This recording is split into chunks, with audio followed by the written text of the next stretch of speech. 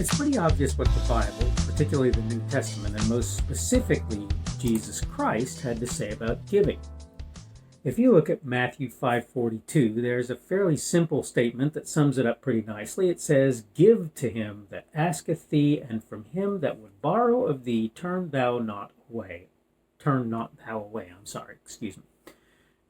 So that's, I think that's pretty clear in what it says. But there's this problem, and the problem is what one could term the abuse of charity. And I know that there are some who do so without really trying, but I know that there are a lot of people who are actually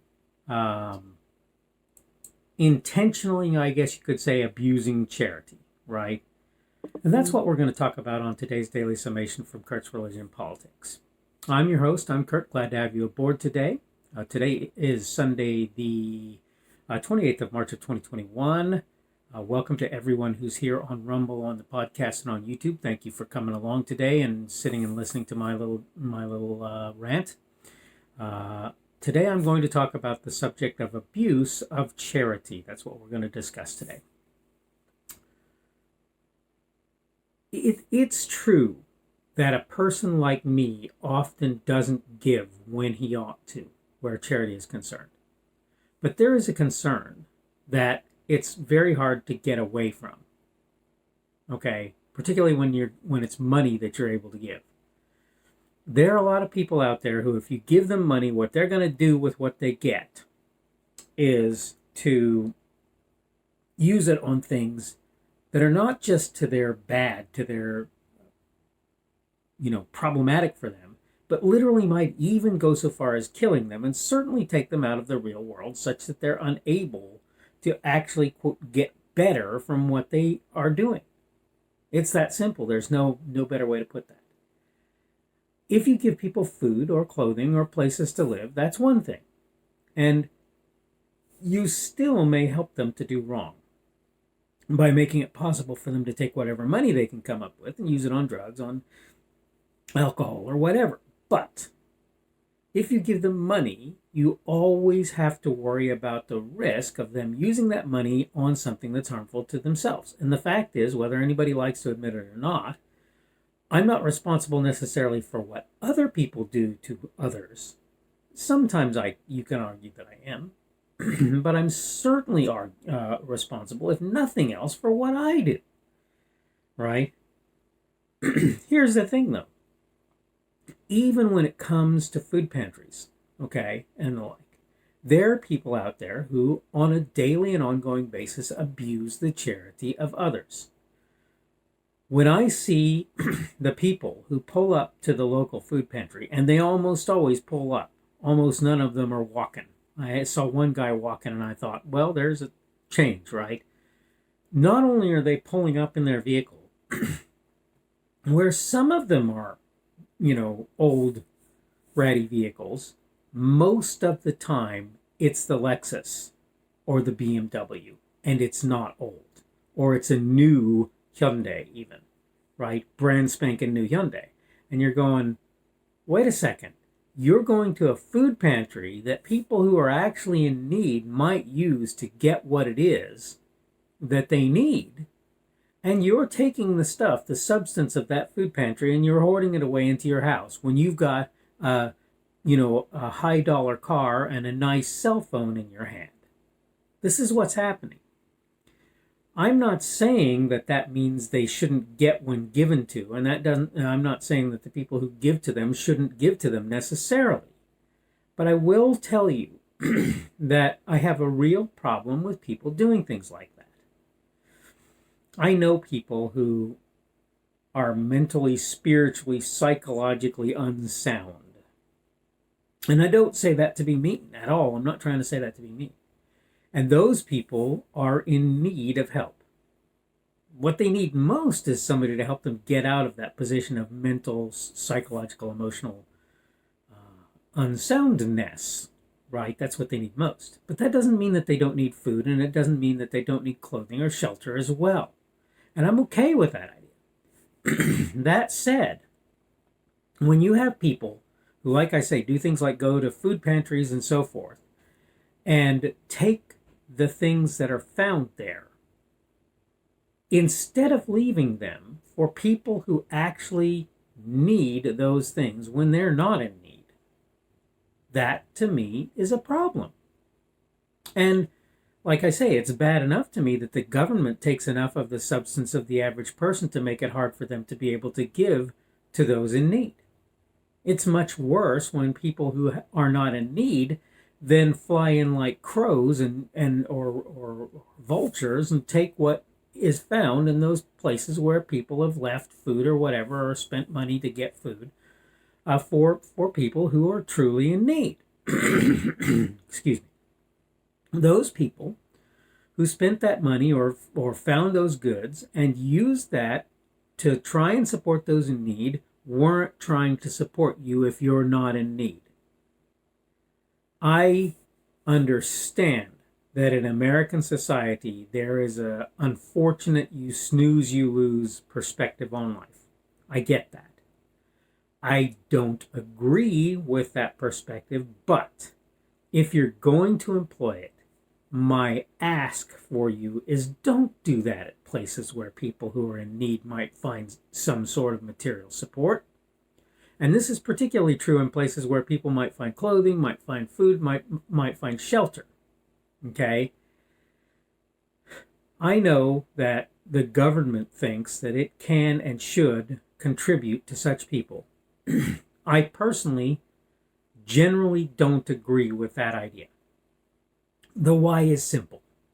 In my view, there are a lot of people who are basically bureaucratic individuals whose job it is to enforce a bunch of rules and regulations that certain individuals have figured out how to skirt to make it so that they can get what they want out of a system that doesn't necessarily care about the actual poor.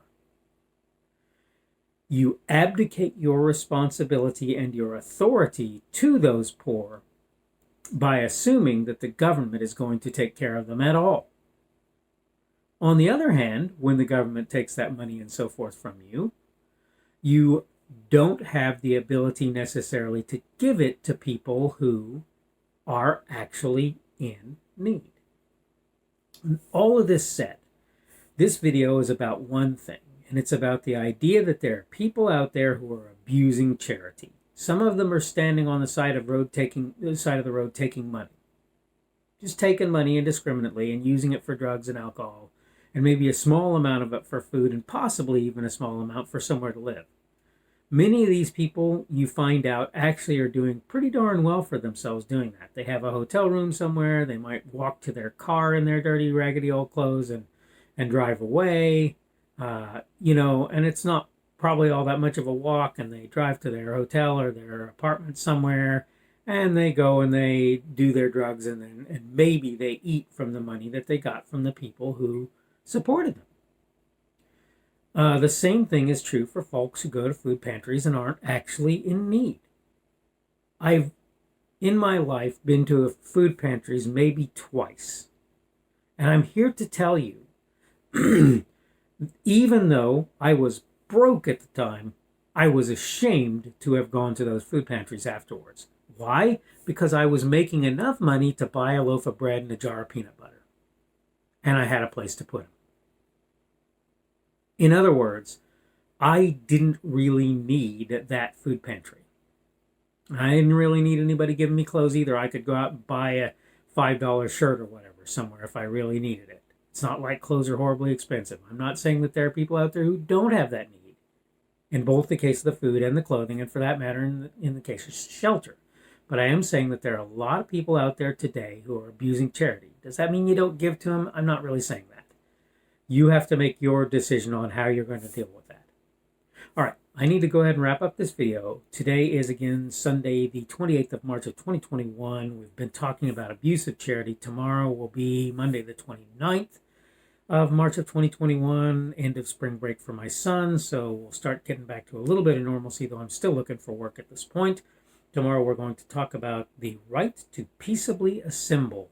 Right to peaceably assemble. This is an important subject, but we really need to talk about certain things that I think people are missing where it is concerned.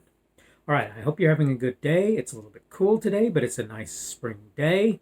Things are going well. It is the beginning of the week, though not the beginning of the work week for many. I'd like to do what I do customarily often on Sunday, and that is thank all of you who are working on the weekend. Believe me when I tell you that there are a lot of people who really do appreciate that, even if they don't do the world's greatest job of telling you that that's the case.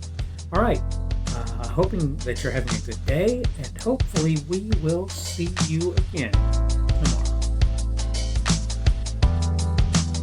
The speaker on this edition of the Daily Summation is Kurt Schubert. This video is recorded on Sunday the 29th of March of 2021. The Daily Summation is created for Kurt's Religion and Politics.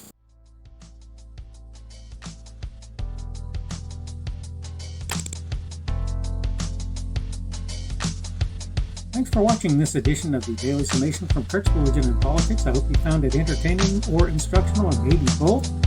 If you want to see more from me, you can go to blogs.kpschubert.com. That's blogs.kpschubert.com. I am on Twitter, Parler, and Minds.com. My handle on each of those is @kpschubert. That's @kpschubert. I have a Rumble and a YouTube channel. They are the Kurt's Religion and Politics channels on Rumble and YouTube. I have a Facebook page. The Facebook page is Kurt's Religion and Politics as well. I am on Patreon. If you want to support me, that's one of the better places you can do that. And you will find me at Kurt's Religion and Politics on Patreon.